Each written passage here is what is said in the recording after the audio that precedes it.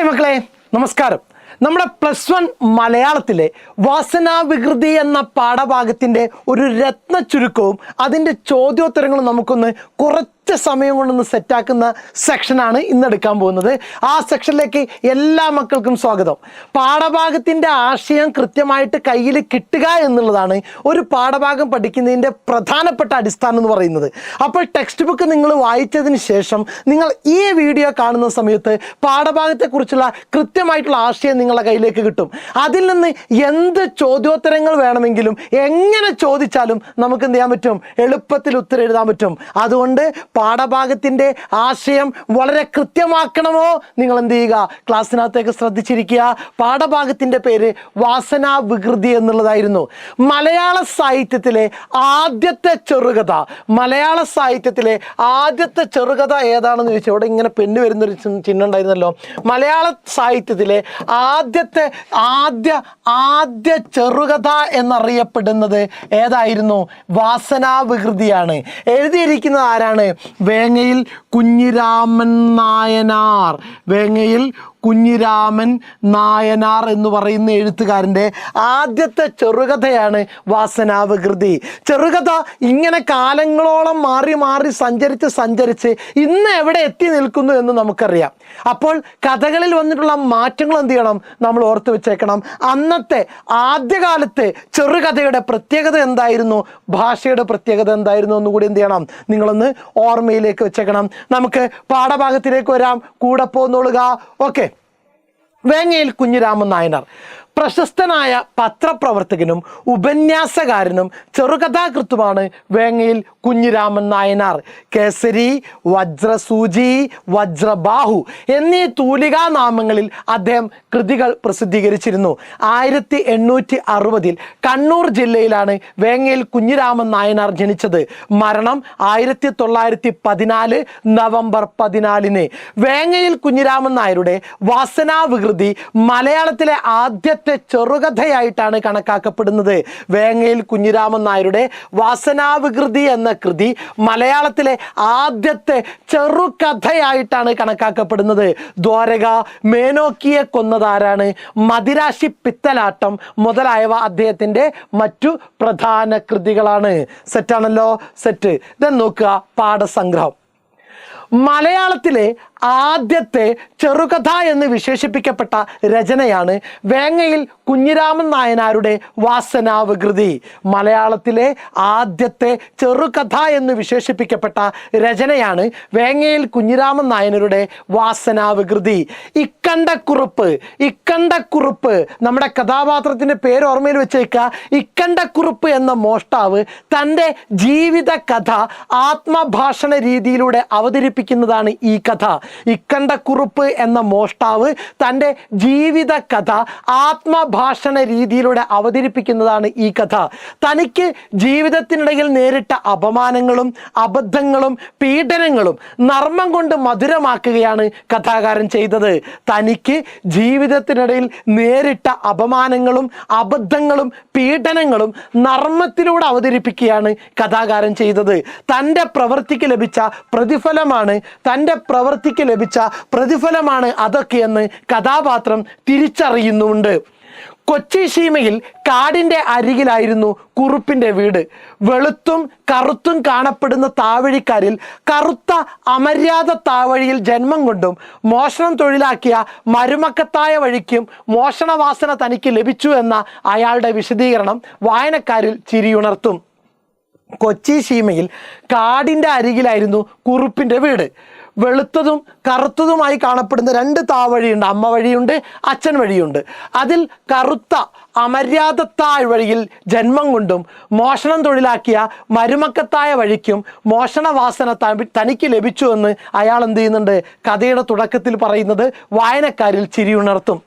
ജീവിതത്തോട് ചേർന്ന് നിൽക്കുന്ന കാടിനെയും മൃഗവേട്ടയെയും ബന്ധിപ്പിച്ചുകൊണ്ടുള്ള മോഷണ രീതി, അതിനെന്താ പറയുക, തെണ്ടി നായാട്ട് ഒറ്റക്ക് നടത്തുന്നതാണ്, തെളി നായാട്ട് കൂട്ടമായി നടത്തുന്നതാണ്.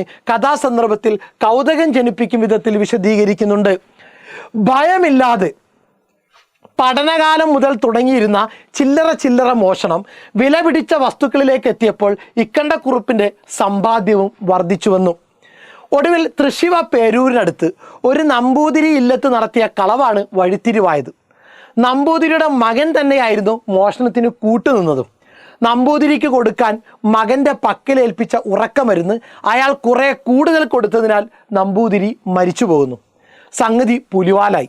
പോലീസ് കേസായപ്പോൾ മോഷ്ടാവ് കളവ് മുതലെല്ലാം കാമുകിയായ കല്യാണിക്കുട്ടിക്ക് നൽകി മദിരാശിയിലേക്ക് ഒളിവിൽ പോകുന്നു. കളവ് മുതലിൽ നിന്ന് കിട്ടിയിരുന്ന രത്നം പതിച്ച മോതിരം കഥാനായകൻ കാമുകിക്ക് സമ്മാനിച്ചുവെങ്കിലും പ്രേമാധിക്യത്താൽ അവൾ അത് അയാളുടെ വിരലിൽ തന്നെ ഇട്ടുകൊടുത്തിരുന്നു. ഈ മോതിരമാണ് വില്ലനാകുന്നത്. വിരലിൽ നിന്ന് ഊർന്നു വീഴുന്നതായിരുന്നു ആ മോതിരം. കഥാനായകൻ മദിരാശിയിൽ ഒളിവിൽ കഴിഞ്ഞുകൂടുന്ന കാലം. സവാരിക്കിടയിൽ ഒരു സുന്ദരിയെ കണ്ട് വാ പൊളിച്ചു നിന്ന ഒരുവൻ്റെ പോക്കറ്റ് അടിച്ചു. ഇടതു പോക്കറ്റിൽ നിന്ന് കിട്ടിയ നോട്ട് പുസ്തകവുമായി മടങ്ങി. വിരലിൽ പാകമല്ലാതിരുന്ന മോതിരം ആ പോക്കറ്റ് അടിച്ച ആളുടെ പോക്കറ്റിൽ വീണുപോയി. അത് ആരറിഞ്ഞില്ല? ഇക്കണ്ട വാര്യർ അറിഞ്ഞില്ല. രാത്രി വീട്ടിലെത്തി മോതിരത്തെപ്പറ്റി ഓർമ്മിച്ചപ്പോഴാണ് അത് കാണാതായെന്ന് മനസ്സിലായത്. അബദ്ധമാണെന്ന് ഓർക്കാതെ മോതിരം കളഞ്ഞുപോയെന്ന് കരുതി പോലീസ് സ്റ്റേഷനിൽ പരാതി നൽകി. മുറിയിലെത്തി വിശ്രമിക്കുകയായിരുന്ന ഇക്കണ്ടക്കുറുപ്പിനെ പോലീസ് കസ്റ്റഡിയിലെടുക്കുകയായിരുന്നു. പോലീസുകാരൻ്റെ പോക്കറ്റിലായ മോതിരമാണ് തൻ്റെ അറസ്റ്റിന് കാരണമായതെന്ന് അയാൾക്ക് വൈകിയേ മനസ്സിലായുള്ളൂ. 6 മാസം തടവും 12 അടിയുമാണ് ശിക്ഷയായി അയാൾക്ക് ലഭിച്ചത്. ഇതായിരുന്നു നമ്മുടെ കഥ. തൻ്റെ ബുദ്ധിയില്ലായ്മയാണ് മോഷണങ്ങൾ തെളിയാൻ കാരണമായതെന്ന തിരിച്ചറിവ് ആ തൊഴിൽ ഉപേക്ഷിച്ച് പാപമോചനത്തിനായി തീർത്ഥാടനം നടത്താൻ തീരുമാനിക്കുന്നിടത്ത് കഥ അവസാനിക്കുന്നു. കറുപ്പിൽ നിന്ന് വെളുപ്പിലേക്കുള്ള, അമര്യാദയിൽ നിന്ന് മര്യാദയിലേക്കുള്ള, തിന്മയിൽ നിന്ന് നന്മയിലേക്കുള്ള മാറ്റം ഏത് വായനക്കാരൻ്റെ മനസ്സിനെയും ആകർഷിക്കും. കൂടെ കുറച്ച് ഹാസ്യം മേമ്പടിയായി ചേരുമ്പോൾ പുതിയ കാലത്തും പ്രസക്തമാകുന്ന പ്രമേയമായി അത് മാറുമെന്നതിന് തെളിവാണ് ഈ കഥയുടെ ആഖ്യാന രീതി. ആഖ്യാന രീതി എന്ന് പറഞ്ഞു കഴിഞ്ഞാൽ കഥ പറയുന്ന രീതി. ഓക്കെ, സെറ്റാണല്ലോ. നമുക്ക് ആദ്യ ചോദ്യത്തിലേക്ക് വരാം. ഞാൻ ഈ തൊഴിലിലിരുന്നാൽ 4-ാം അച്ഛന് അപമാനമേയുള്ളൂ. കഥാനായകൻ ഇങ്ങനെ ഒരു തീരുമാനത്തിൽ എത്തിച്ചേരാനുള്ള കാരണം എന്തായിരുന്നു? ഞാൻ ഈ തൊഴിലിൽ ഇരുന്നാൽ 4-ാമത്തെ അച്ഛന് അപമാനമേയുള്ളൂ. കഥാനായകൻ ഇങ്ങനെയൊരു തീരുമാനത്തിൽ എത്തിച്ചേരാനുള്ള കാരണം എന്തായിരുന്നു? നോക്കുക, വാസനാവികൃതിയിലെ നായകനായ ഇക്കണ്ടക്കുറുപ്പ് ഈ ആത്മഭാഷണം നടത്തുന്നത് മോഷണം തൊഴിലാക്കിയതിന് ലഭിച്ച ശിക്ഷയ്ക്ക് ശേഷമാണ്. ഓർക്കുക, വാസനാവികൃതിയിലെ നായകനായ ഇക്കണ്ടക്കുറുപ്പ് ഈ ആത്മഭാഷണം നടത്തുന്നത് മോഷണം തൊഴിലാക്കിയതിന് ശേഷം ലഭിച്ച ശിക്ഷയ്ക്ക് ശേഷമാണ്. അച്ഛൻ്റെയും അമ്മയുടെയും താവഴി പാരമ്പര്യം അനുസരിച്ച് നല്ല മോഷണ പാരമ്പര്യമുള്ളവനാണ് ഇക്കണ്ടക്കുറുപ്പ്. സംഘം ചേർന്നുള്ള ദീവട്ടിക്കൊള്ളയേക്കാൾ മോഷ്ടിച്ച മുതൽ പങ്കുവെക്കാതെ സ്വന്തമാക്കുന്ന ഒറ്റക്കുള്ള മോഷണത്തിലായിരുന്നു ഇക്കണ്ടക്കുറുപ്പിന് താല്പര്യം. സംഘം ചേർന്നുള്ള ദീവട്ടിക്കൊള്ളയേക്കാൾ മോഷ്ടിച്ച മുതൽ പങ്കുവെക്കാതെ സ്വന്തമാക്കുന്ന ഒറ്റക്കുള്ള മോഷണത്തിലായിരുന്നു ഇക്കണ്ടക്കുറുപ്പിന് താല്പര്യം. നവീന രീതി പിന്തുടർന്ന ഇക്കണ്ടക്കുറുപ്പ് തൊണ്ടി മുതൽ കാമുകി കല്യാണിക്കുട്ടിക്ക് സമ്മാനമായി നൽകി. അതിൽ നിന്ന് അവൾ വിരലിലണിയിച്ച ഊരാഞ്ചാടി മോതിരം, ഊരിപ്പോകുന്ന മോതിരം മറ്റൊരു മോഷണ ശ്രമത്തിനിടെ നഷ്ടമായത് പോലീസിൽ പരാതി കൊടുക്കാൻ തോന്നിയ വിഡ്ഢിത്തം സ്വന്തം കുഴിയിൽ ചാടുന്നതിന് വഴിയൊരുക്കുന്നു. മഹിതമായ മോഷണ പാരമ്പര്യം ഉണ്ടായിട്ടും വിഡ്ഢിത്തം കാണിച്ച് പിടിക്കപ്പെട്ട താൻ ഇനിമേൽ ആ പാരമ്പര്യ മഹിമക്ക് അർഹനല്ല എന്ന് നായകൻ സ്വയം വിലയിരുത്തുന്നു. തൻ്റെ വിഡ്ഢിത്തത്തെക്കുറിച്ചുള്ള നായകൻ്റെ ആത്മനിന്ദയാണ് ഈ പ്രതികരണം. സെറ്റാണോ? ഒന്നുകൂടി നോക്കുക. വാസനാവികൃതിയിലെ നായകനായ ഇക്കണ്ടക്കുറുപ്പ് ആത്മഭാഷണം നടത്തുന്നത് മോഷണം തൊഴിലാക്കിയതിന് ലഭിച്ച ശിക്ഷയ്ക്ക് ശേഷമാണ്. അച്ഛൻ്റെയും അമ്മയുടെയും താവഴി പാരമ്പര്യമനുസരിച്ച് നല്ല മോഷണ പാരമ്പര്യമുള്ളവനാണ് ഇക്കണ്ടക്കുറുപ്പ്. സംഘം ചേർന്നുള്ള ദീവട്ടിക്കൊള്ളയേക്കാൾ മോഷ്ടിച്ച മുതൽ പങ്കുവെക്കാതെ സ്വന്തമാക്കുന്ന ഒറ്റക്കുള്ള മോഷണത്തിലായിരുന്നു ഇക്കണ്ടക്കുറുപ്പിന് താല്പര്യം. നവീന രീതി പിന്തുടർന്ന ഇക്കണ്ടക്കുറുപ്പ് തൊണ്ടി മുതൽ കാമുകി കല്യാണിക്കുട്ടിക്ക് സമ്മാനമായി നൽകി. അതിൽ നിന്ന് അവൾ വിരലിൽ അണിയിച്ച ഊരാഞ്ചാടി മോതിരം മറ്റൊരു മോഷണ ശ്രമത്തിനിടെ നഷ്ടമായത് പോലീസിൽ പരാതി കൊടുക്കാൻ തോന്നിയ വിഡ്ഢിത്തം സ്വന്തം കുഴിയിൽ ചാടുന്നതിന് വഴിയൊരുക്കുന്നു. മഹിതമായ മോഷണ പാരമ്പര്യമുണ്ടായിട്ടും വിഡ്ഢിത്തം കാണിച്ച് പിടിക്കപ്പെട്ട താൻ ഇനിമേൽ ആ പാരമ്പര്യ മഹിമക്ക് അർഹനല്ല എന്ന് നായകൻ സ്വയം വിലയിരുത്തുന്നു. തൻ്റെ വിഡ്ഢിത്തത്തെക്കുറിച്ചുള്ള നായകൻ്റെ ആത്മനിന്ദയാണ് ഈ പ്രതികരണം. സെറ്റാണല്ലോ. ദെൻ നെക്സ്റ്റ് ക്വസ്റ്റ്യൻ, ദ്വേധാനാരായണീയം എന്നൊരു പ്രയോഗം പാഠഭാഗത്ത് വരുന്നുണ്ട്. എന്ന ശൈലി കഥാസന്ദർഭത്തിന് ഇണങ്ങും വിധം വാസനാവികൃതി എന്ന കഥയിൽ ഉപയോഗിച്ചിരിക്കുന്നത് എങ്ങനെയെന്ന് വിശദീകരിക്കുക. ദ്വേധാനാരായണീയം എന്ന ശൈലി കഥാസന്ദർഭത്തിന് ഇണങ്ങും വിധം വാസനാവികൃതി എന്ന കഥയിൽ ഉപയോഗിച്ചിരിക്കുന്നത് എങ്ങനെയെന്ന് വിശദീകരിക്കുക. നോക്കുക, വായനക്കാരെ രസിപ്പിക്കുക എന്ന ലക്ഷ്യം മാത്രം മുന്നിൽ കണ്ടെഴുതിയ ആദ്യകാല കഥകളിൽ മിക്കതിലും പതിവ് രീതിയായിരുന്നു പഴഞ്ചൊല്ലുകളുടെയും ശൈലികളുടെയും ഉപയോഗം. വായനക്കാരെ രസിപ്പിക്കുക എന്ന ലക്ഷ്യം മാത്രം മുന്നിൽ കണ്ടെഴുതിയ ആദ്യകാല ചെറുകഥകളിലൊക്കെ പതിവ് രീതിയായിരുന്നു പഴഞ്ചൊല്ലുകളും ശൈലികളും പ്രയോഗിക്കുക എന്നത്. സെറ്റ്.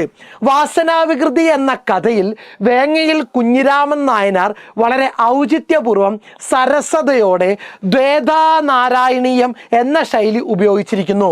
മഹാവിഷ്ണുവായ നാരായണനെ കുറിച്ചോർത്ത് മേൽപ്പത്തൂർ നാരായണൻ എഴുതിയ കൃതി എന്ന അർത്ഥത്തിൽ ധ നാരായണീയം എന്ന് പറയാറുണ്ട്.